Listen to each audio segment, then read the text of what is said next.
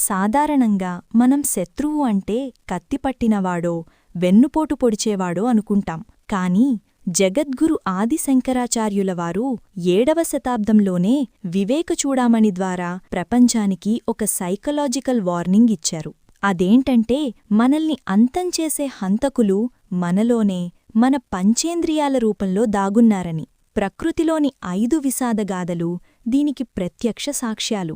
మొదటగా అగాధమైన నీటిలో స్వేచ్ఛగా విహరించే చేప. దానికి సముద్రపు లోతులు తెలుసు, కాని తన నాలుక రుచి చూపాలనే ఆ ఒక్క క్షణపు ఆశ దాని ప్రాణాలనే గాలానికి బలిచేస్తుంది. అక్కడ చేపను చంపింది జాలరి కాదు, దాని నోటి రుచి. అలాగే అడవిని గజగజలాడించే గజరాజు ఏనుగు సైతం కేవలం ఆడ ఏనుగు స్పర్శకోసం ఆ శారీరక సుఖం అనే మత్తులో పడి తన గంభీరమైన స్వేచ్ఛను కోల్పోయి బందిగా మారుతుంది.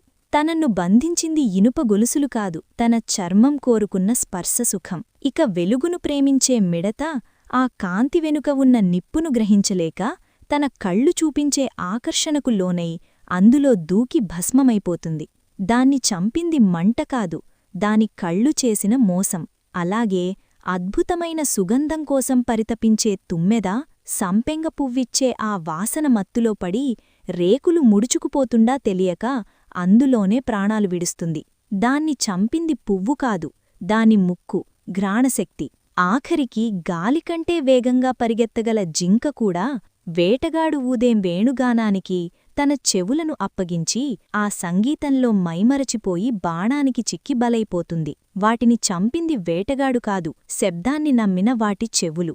ఇక్కడ మనం గమనించాల్సిన భయంకరమైన నిజం ఒకటుంది. ఈ జంతువులన్నీ చేప, ఏనుగు, మిడత, తుమ్మెద, జింక కేవలం ఒక్కోదానికి ఒక్కో ఇంద్రియం మాత్రమే బలహీనత.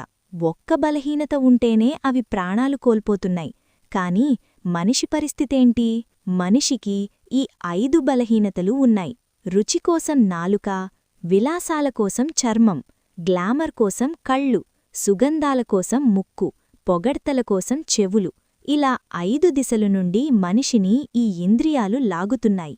ఒక్క లోపమున్న జంతువులే మృత్యువాత పడుతుంటే 5 రకాల ఆకర్షణల మధ్య ఊగిసాలాడే మనిషి ఇంకెంత ప్రమాదంలో ఉన్నాడో ఊహించుకోండి. అందుకే శంకరాచార్యులు ఏమన్నారంటే, ప్రపంచాన్ని గెలవడం కాదు, ఎవడైతే తన వివేకమనే కత్తితో ఈ ఇంద్రియాలనే శత్రువులను అదుపు చేస్తాడో వాడే మృత్యువుని జయించిన నిజమైన సార్వభౌముడు.